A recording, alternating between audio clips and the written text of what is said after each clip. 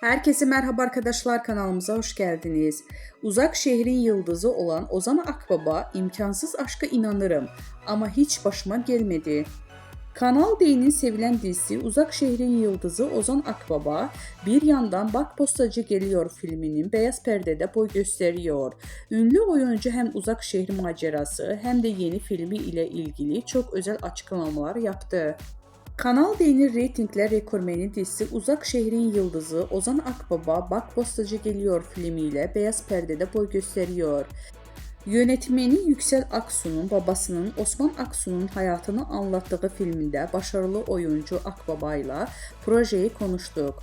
Osman'ın tam bir Anadolu adamı, her şeyi safça yaşıyor, özellikle aşkını dile getiren ünlü oyuncu filmin yanı sıra uzak şehir ve aile hayatıyla ilgili soruları da yanıtladı.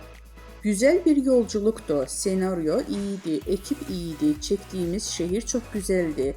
Senaryonun enerjisi de çok iyiydi. İmkansız aşka inanır mısınız sorusuna, filmde Osman imkansız aşkı için mücadelesini anlatıyoruz. Siz imkansız aşka inanır mısınız sorusuna, inanırım tabii ki. İmkansız aşk var. Sizin başınıza geldi mi sorusuna, benim başıma gelmedi ama bir takım çıkarımlarda bulunuyor insan.